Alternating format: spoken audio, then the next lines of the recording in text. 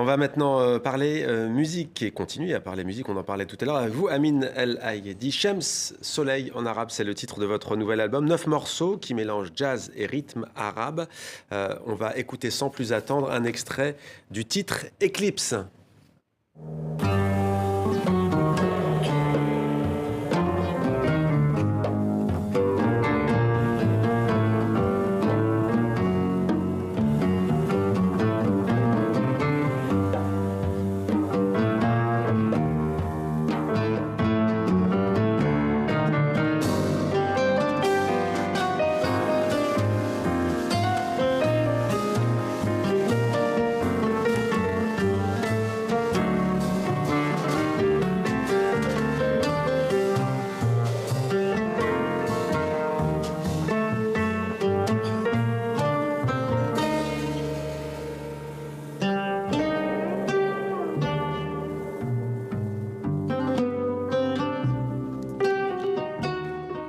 Eclipse, Amin El Ayedi, cette chanson parle de quoi? C'est une métaphore du monde arabe, c'est bien cela?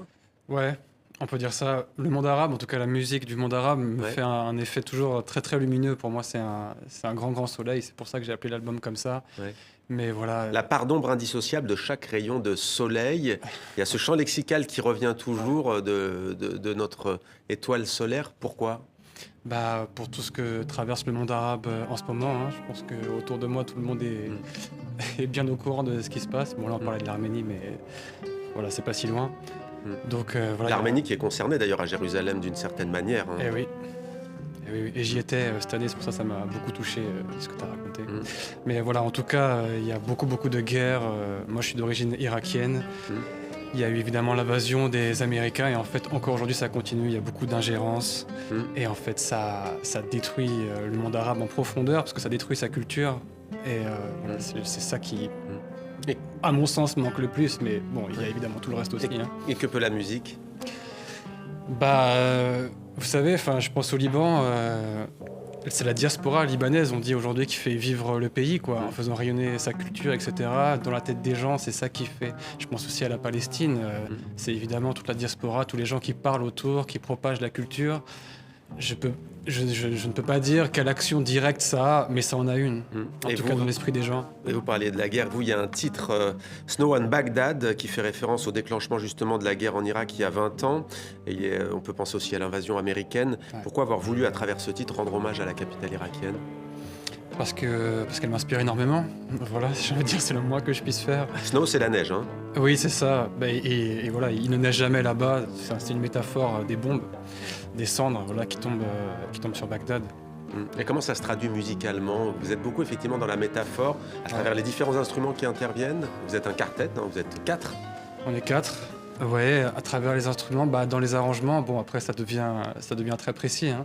Si vous écoutez Stone Baghdad, vous verrez, il y a un peu deux parties. Il y a une première partie qui est assez mélodique, une deuxième partie où ça devient, c'est le moment des bombes. Et il y a il y a des coups très forts qui tombent. J'ai pas envie de rentrer trop dans la technique, mais par contre, voilà, pour parler plus précisément, j'essaye vraiment d'utiliser des rythmes arabes.